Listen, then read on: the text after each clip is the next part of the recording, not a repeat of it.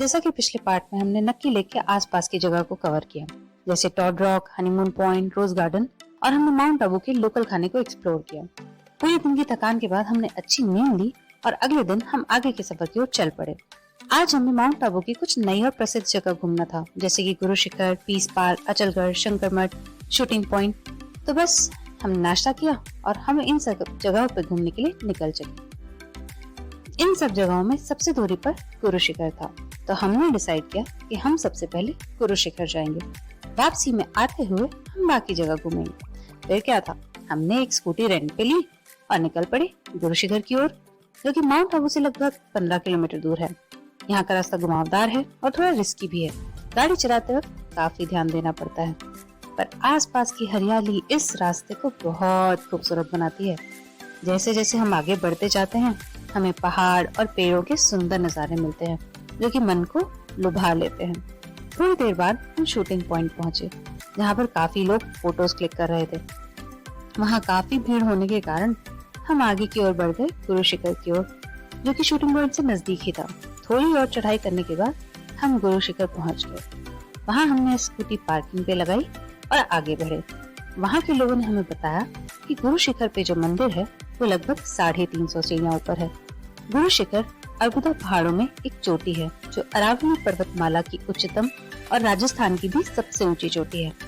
लगभग आधी ऊंचाई चढ़ने के बाद हमें श्री दत्तात्रेय मंदिर दिखा, जहां हमने थोड़ी देर दर्शन किए और वहां थोड़ा रुककर हम आगे बढ़े। माउंट आबू राजस्थान का एकमात्र हिल स्टेशन होने की वजह से यहाँ काफी टूरिस्ट की भीड़ रहती है। यह एक लोकप्रिय जैन तीर्थ स्थल भी है। इस वजह से यहाँ पे प्योर वेज खाना बहुत आसानी से मिल जाता है और ज्यादातर दुकानों में प्योर वेज खाना मिलता है, और यहाँ का लोकल फूड काफी अच्छा है। गुरु शिखर की चढ़ाई करते वक्त हमें कई दुकानें, खाने के स्टॉल्स, जहाँ चाय, स्नैक्स, चिप्स, खाना, पानी की बोतल वगैरह मिल जाता है, और भी कई छोटी छोटी चीजें, सजाने की चीजें यहाँ पे मिल जाती है। यहाँ की खड़ी चढ़ाई होने के कारण ये बुजुर्गों और बच्चों के लिए काफी मुश्किल हो जाता है। फिर भी श्रद्धालु लोग मेहनत करके मंदिर तक पहुँच ही जाते हैं। हम भी कुछ दूर चढ़ने के बाद मंदिर पहुँच गए और वहाँ दर्शन किए। यहाँ पर श्री दत्तात्रेय गुरु जी के चरण पादुका रखी हुई है। इसके दर्शन के बाद पास ही लगे घंटे को हमने 3 बार बजाया। यहाँ मान्यता है कि 3 बार घंटा बजाने से मन की मनोकामना पूर्ण हो जाती है। गुरु शिखर का नाम गुरु दत्तात्रेय के नाम से रखा गया है, जो कि एक साधु थे और भगवान ब्रह्मा, विष्णु और शिव के अवतार माने जाते थे। इस चोटी से पूरा माउंट आबू नजर आता है। आसपास का नजारा बेहद खूबसूरत और हरा भरा था। यहाँ पर थोड़ा समय बिताने के बाद हमने देखा पास ही में एक मैगी का स्टॉल। फिर क्या था, पहाड़ों पे आए और मैगी नहीं खाई, ऐसा कैसे हो सकता था। फिर हमने मैगी खाई और चाय पिया। उसके बाद हम वापस चल दिए शूटिंग पॉइंट की ओर।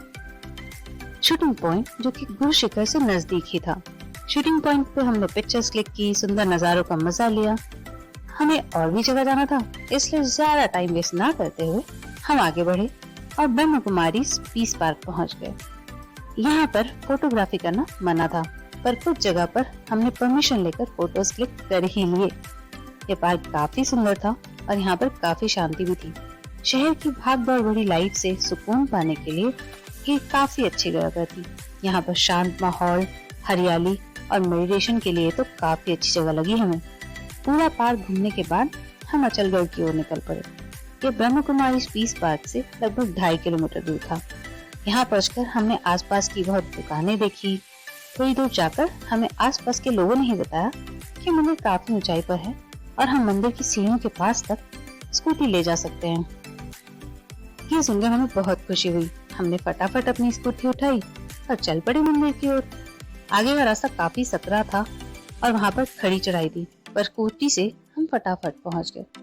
वहाँ जाकर पता चला कि असली मंदिर तो और लगभग 300-350 सीढ़ियाँ ऊपर है।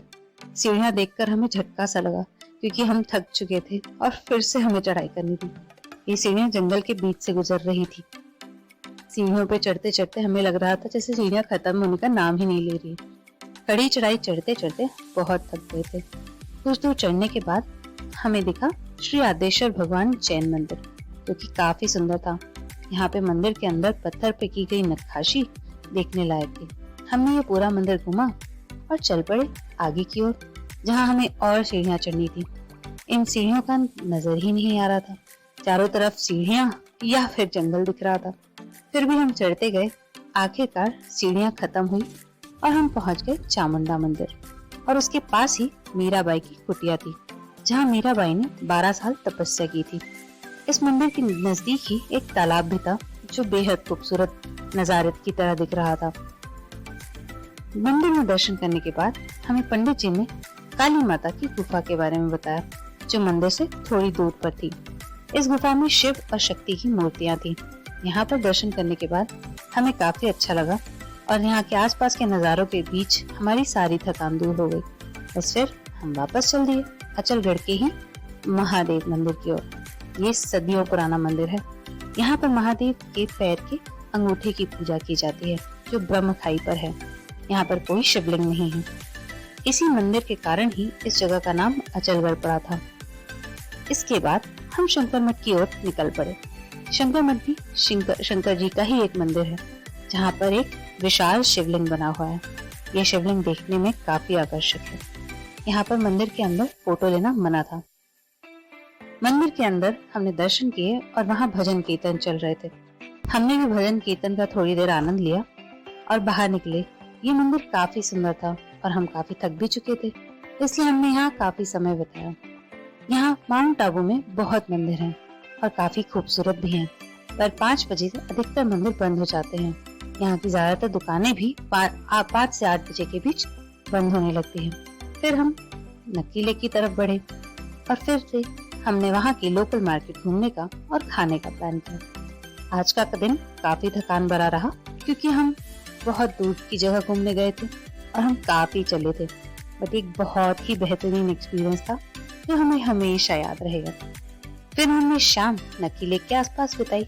मन में खुशी थी कि हमने एक बहुत अच्छी याद जगह घूमी है, पर मन में दुख भी था, क्योंकि अगले ही दिन हमें वापस दौड़ भाग भरी जिंदगी में वापस जाना था।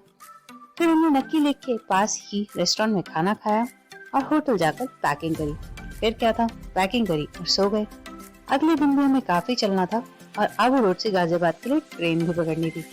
तो बाकी की बातें हम बताएंगे अगले पार्ट में। तब तक के लिए बाय बाय।